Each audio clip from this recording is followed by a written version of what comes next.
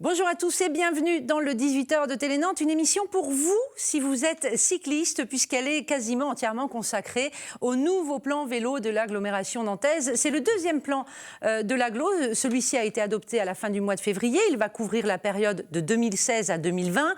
Alors c'est quoi un plan vélo? Qu'est-ce qu'il propose? À quoi il sert? Est-ce qu'il sert à quelque chose? Nous allons en parler dans quelques instants avec nos deux invités. Il y aura Daniel Daoulas pour Place au Vélo et Jacques Garot, vice-président de Nantes Métropole en charge des déplacements doux, ça tombe bien.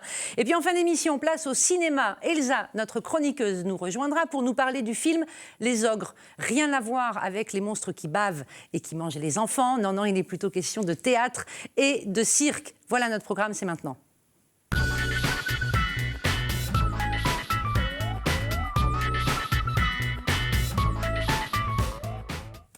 Nos invités sont déjà là. Daniel Daoulas, je le disais, pour Place au Vélo. Jacques Garot pour Nantes Métropole. Je vais commencer par vous assommer avec quelques chiffres, si vous voulez bien, parce que finalement, les chiffres vont nous aider à comprendre les enjeux du plan vélo. Aujourd'hui, dans l'agglo nantaise, la part du vélo dans les déplacements est de 3 à 4% et 6% dans l'hypercentre, voilà. Et la métropole veut atteindre, elle le dit dans ce plan vélo 2016-2020, 12% en 2030. Il y a 4 priorités pour y arriver. Sécuriser les abords des écoles, augmenter le nombre de stationnements sécurisés pour les vélos, renforcer les axes express et acheter 2500 vélos pour la location longue durée. Daniel Daoulas, moi je vais le dire comme ça, le vélo décolle pas trop 4% sur l'agglo. Ça ne semble pas si énorme que ça. Ça fait encore très peu. Effectivement, les objectifs sont très, très éloignés encore. Et donc, il faut mettre le braquet supplémentaire. Changer de braquet. Il y a eu des effets dans les dernières années, et on le voit sur les axes en particulier. Il y a vraiment, sur les axes nord-sud et est-ouest, par exemple, vraiment un engouement, ça se voit. Et donc, il y a encore beaucoup de choses à faire pour gagner sur le reste de la population. C'est pas beaucoup, 4%, Jacques Garot, de déplacements sur la métropole. Alors on a une ambition très forte, vous l'avez rappelé, 12% pour 2030, et nous partons de loin. C'est-à-dire qu'en 2008, nous sommes partis de 2%, ce qui était la triste moyenne des agglomérations françaises. On avait Strasbourg en tête, et puis derrière, on était, nous, bien au milieu du gué. Donc on a fait un progrès de passer de 2 à 3 ou 4%. En centre-ville, en milieu urbain dense, ça fonctionne avec les aménagements qui ont été faits. On est à 6%, donc on est en bon chemin pour atteindre nos objectifs. Sur les motifs aussi du déplacement, on est à 4,5% liés au travail. 4,5% de déplacements liés au domicile-travail. Déplacements tout confondus, pas que à vélo. Non, bien sûr, dans tous les déplacements, mais liés au motif travail. Là, le vélo représente 4,5%, donc c'est plutôt positif vu les efforts qui ont été faits. Mais on a encore beaucoup de marge à gagner, notamment en périurbain, où là, la voiture est très prégnante et il faut pouvoir passer, se séparer de son automobile pour faire des petits trajets. C'est l'enjeu. Il y a la moitié des trajets, 54%, qui font moins de 3 km. Donc là, vous dites moins de 3 km, ça se fait à vélo. C'est jouable, voilà. On n'a pas besoin de sa voiture. Après, tout le monde ne prend pas sa voiture. Il y en a qui prennent le bus, le tram, il y a beaucoup de déplacements à pied. Pour les déplacements courts, il y a beaucoup de déplacements à pied. Et là, en déplacement à pied, on est à 26%, on veut atteindre 30%. Donc la marge n'est pas très importante, on va y réussir. Pour le vélo, grande ambition, donc il y a beaucoup d'efforts à faire. Donc d'où l'idée de ce deuxième plan vélo. Et même on peut aller plus loin que les 2-3 km.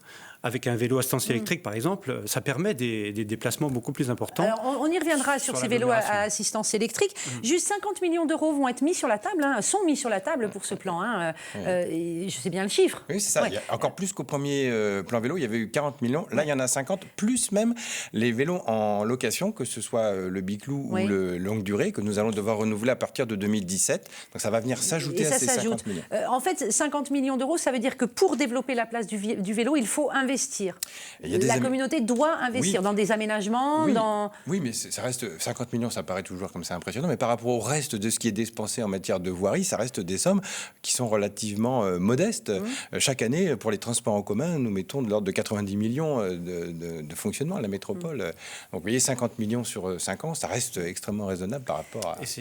Et c'est de l'investissement à long terme, puisqu'il y a ensuite peu d'entretien, et donc ça profite à beaucoup de... Juste avant de rentrer dans le détail des priorités là, que j'ai énumérées vite fait dans mon introduction, c'est quoi l'enjeu de développer la place du vélo? Pourquoi il faut que dans les villes, on soit de plus en plus nombreux à se déplacer à vélo? Revenons sur les bases, un peu de temps en temps, c'est bien. Complètement, bah oui.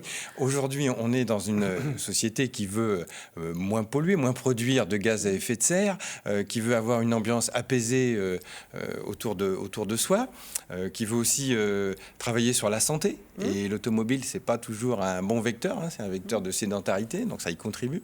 Donc le vélo apporte que des bénéfices, y compris sur le plan économique, hein, puisque faire le plein de son vélo, ça coûte pas trop cher. C'est le plein d'énergie, en fait. Voilà. Et en plus, c'est vraiment intéressant au niveau trajet, au niveau économie de temps pour chacun.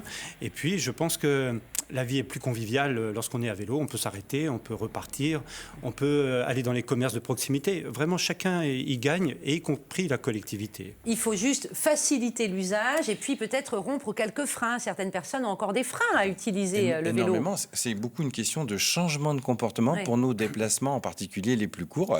Donc il faut passer ce cap, et en particulier dès le plus jeune âge. Alors justement, merci pour la transition, Jacques Garot. Je disais dans les priorités, il y a sécuriser les abords des écoles. En gros, ça veut dire quoi ? Tout à fait. On a vu que dans toutes les communes, il y a 250 écoles sur nos 24 communes, écoles élémentaires. Tous les matins et tous les soirs, c'est quand même un petit peu la panique aux abords des écoles où on a les parents qui souhaitent arriver le plus près possible, souvent en voiture, du portail d'entrée de l'école. S'ils pouvaient rentrer dans la cour, ils le feraient. Faire un school drive. Oui. Donc il faut lutter contre ça, il faut sécuriser les distances qui les plus proches de l'école. En fait, l'objectif, c'est quand même que les enfants viennent seuls, à partir d'un certain âge.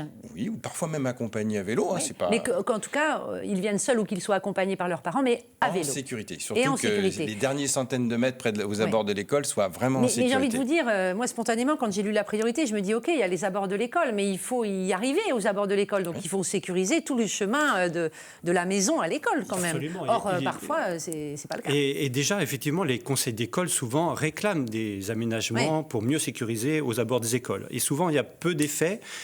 Alors qu'il y a vraiment une demande. Je vois dans mon quartier, l'école des Marceauderies sur l'Est, par exemple, ça fait des années qu'elle réclame vraiment des opérations de sécurisation autour et puis de parking vélo sécurisé à l'intérieur. Parce que là aussi, il faut que le vélo ne soit pas volé quand l'enfant vient à vélo.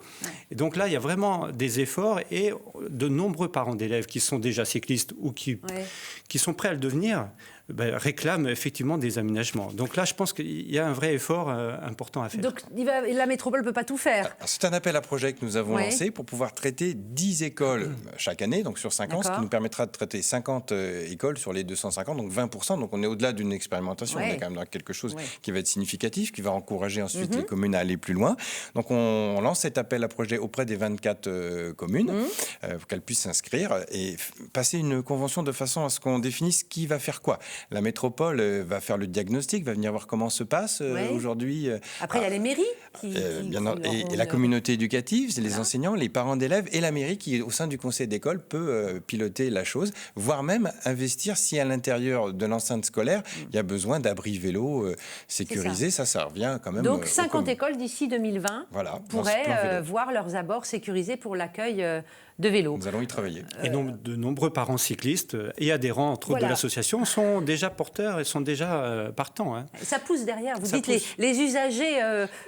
Les élus aussi, les maires sont très conscients de ce qui se passe aux abords de leurs écoles. Et quand le projet a été présenté, toutes tendances confondues, à la métropole, tout le monde a dit oui, ça, c'est quelque chose qui va nous intéresser. Une autre priorité, c'est développer les axes express. Hein. Alors, c'est ces grandes voies réservées au vélo, on va dire, et qui traversent l'agglo dans tous les sens. Donc, il y en a qui vont être créés entre Saint-Herblain et Nantes, un autre entre La Chapelle et Nantes, et puis le route nord-sud qui existe déjà va être prolongé. Ça peut répondre à la problématique des transports périurbains. Alors ça répond au périurbain et à l'urbain aussi, puisque par exemple l'axe nord-sud qui s'arrêtait au Pont-Morand, le cours des 50 otages, et puis en allant vers le sud à Rezé, va se poursuivre. Et ça, le long de l'Erdre en particulier, il y a beaucoup de cyclistes qui vont vers la faculté et qui vont jusque dans les grandes écoles au nord et puis la Chapelle-sur-Erdre. Et là, il y a en particulier, il y avait des blocages et des dysfonctionnements, des ruptures de On voit des images des axes existants là.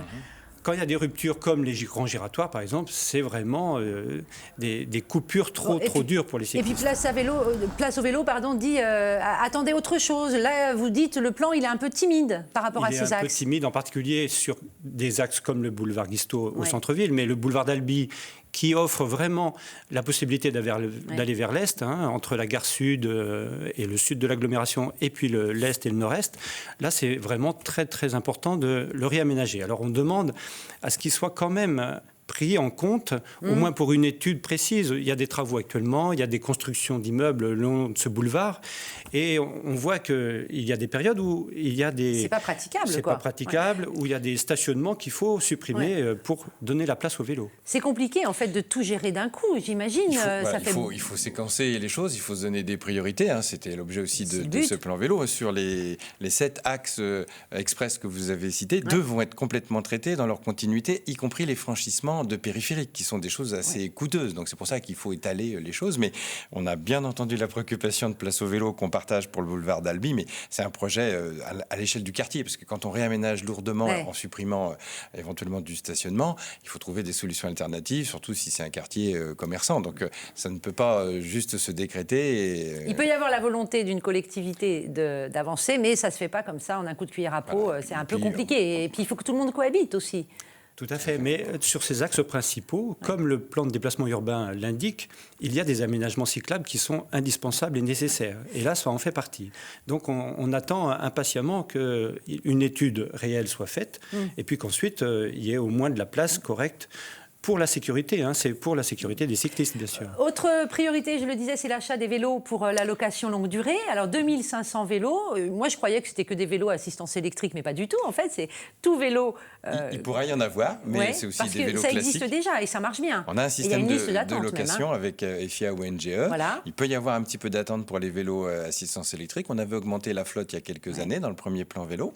Mais on va avoir aussi à renouveler notre système de location courte durée, les Biclous, dont l'échéance arrive fin 2017. Donc ça, il faut repartir sur une nouvelle délégation de service public. Et puis, proposer, parce que ce Biclou, il est que centre-ville nantais, proposer aux 23 communes une solution de location longue durée. Donc c'est ces 2500 vélos, classiques ou électriques.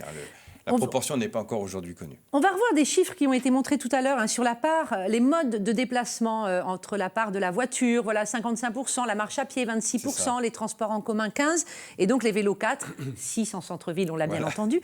Finalement, quand je regarde ça, je me dis, les transports doux se portent pas si mal quand on additionne la marche à pied, le vélo et le transport en commun, qui est une alternative intéressante. Ils sont minoritaires. Oui, c'est vrai que nous, on regarde au niveau de Nantes Métropole la part modale de l'automobile seule et le reste. Y compris même l'automobile en covoiturage, c'est quelque chose qu'on souhaite encourager. C'est positif. Oui, le but n'est pas de supprimer la voiture. Non. Et la tendance est bonne. Si on regarde l'ensemble des chiffres, la tendance est bonne. Mais sur le vélo, l'ambition étant très forte, on a des efforts supplémentaires à faire en particulier. Et pour la voiture, il faut lui freiner ses possibilités de stationnement parfois. Vous n'allez pas vous faire des copains, Daniel Daoulas? Non, j'imagine.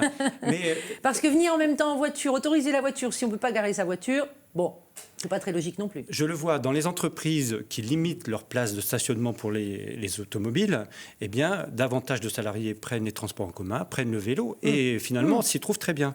Donc je pense qu'il y a vraiment des changements de comportement à faire et la place libérée par les voitures, et en particulier de stationnement, donne de la place aux piétons, donne de la place aux cyclistes et donne une ambiance de vie beaucoup plus calme et sereine. On l'a bien compris, l'objectif, c'est que le vélo devienne un mode de transport naturel, que ce soit pour aller travailler, pour aller chercher ses enfants, aller chez le médecin, faire ses courses, etc. Mais encore faut-il, on en revient un peu, c'est la problématique des écoles, mais que le vélo soit reçu, accueilli, qu'il y ait des solutions. Je pense aux entreprises, par exemple. Il faut qu'il y ait des parkings à vélo conséquents, voire même des possibilités de recharge pour les vélos à assistance électrique, des douches, éventuellement, ça peut être pas mal aussi. Alors, mais là, il faut que le secteur privé se mobilise. Oui, mais chaque année, on a un appel à projet, Nantes Métropole, et les entreprises répondent. Et à chaque fois que nous mettons 1 euro d'argent public, elles en mettent 4 supplémentaires. Donc ça vaut le coup.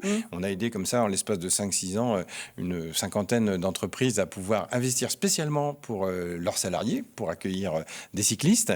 Et ça va continuer. Donc, et nous lançons même là un appel à projet pour des entreprises qui, pour des raisons professionnelles, ont des déplacements à assurer. On pense aux livreurs de pizza et autres, mais aussi aux gens qui font des soins à domicile, entre autres, hein, pour pouvoir passer à une flotte de vélos assistance électrique. Plutôt que d'être en 2 roues, par exemple. Motorisés, pardon, qui font du bruit et qui posent tout un tas de soucis. Donc, les 400 € peuvent être attribués par vélo venant se substituer à un autre mode de transport. Donc alors, pour les salariés, c'est un peu indépendant du plan vélo, mais l'indemnité kilométrique vélo qui a été adoptée au niveau national pour les entreprises volontaires permet quand même... mais entreprises volontaires. Mais entreprises volontaires. Alors on espère que bientôt, ça sera, je dirais, obligatoire pour toutes les entreprises et dans le public. Et ça sera une incitation supplémentaire pour les salariés qui viendront à vélo. Et ça, on y compte parce qu'il y a beaucoup d'efforts à faire. Et puis pour terminer, comment est l'ambiance en centre-ville? Est-ce que la cohabitation des automobilistes, des cyclistes, des piétons se passe plutôt bien, plutôt mieux? Ça va dans le bon sens? Il y a toujours des anecdotes, mais globalement, c'est plutôt sympa. Je suis venu de Nantes Métropole en Biclou tout à l'heure et j'étais un peu timide à un moment pour traverser, mais des automobilistes m'ont gentiment fait un signe pour que je pouvais passer. Puis la manifestation des lycéens était finie, donc la voie était libre. Mais juste dans ce plan vélo, il y a un soutien de la métropole pour les associations. Et donc, on regrette vraiment que dans cette nouvelle convention qui est proposée à Place au Vélo, il y a une baisse trop forte des subventions. Alors que l'on fait de la sensibilisation, qu'on a un nouveau plan vélo.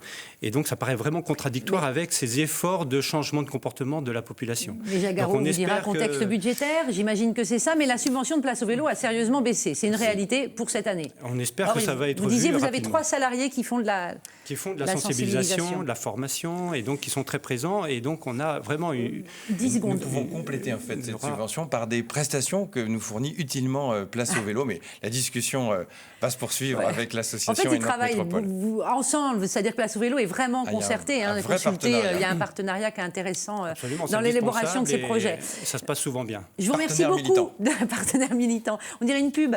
Je vous remercie de nous avoir parlé de ce plan vélo. Vous restez avec nous, vous aimez le Cinoche. Oui. C'est parti, on accueille Elsa.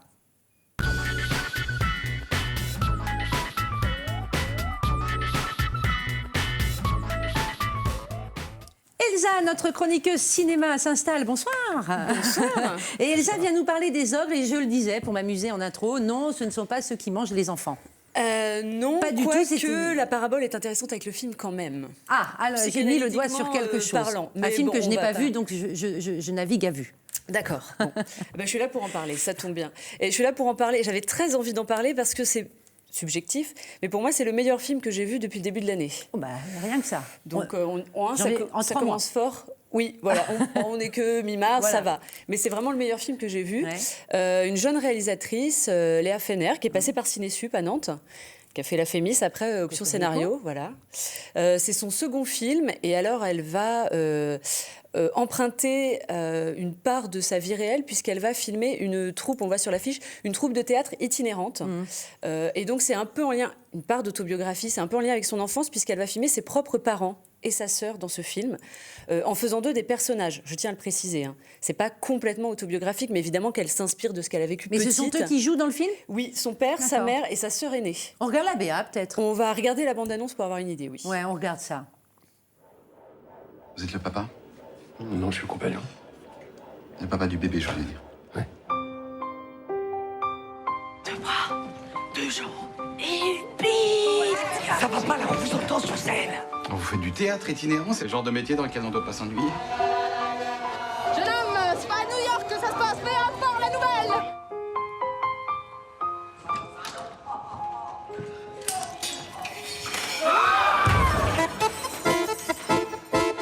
Très bien. Alors, si on coupe pas, on la remplace.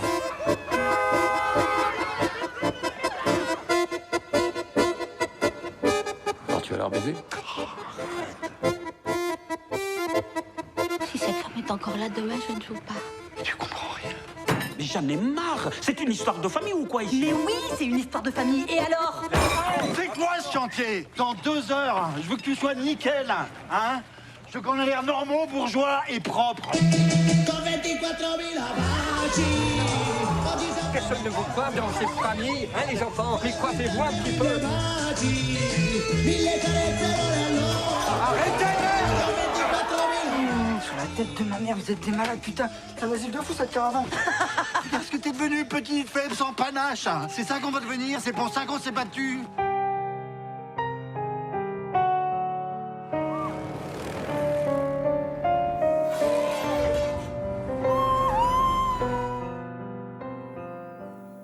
Mais quelle énergie!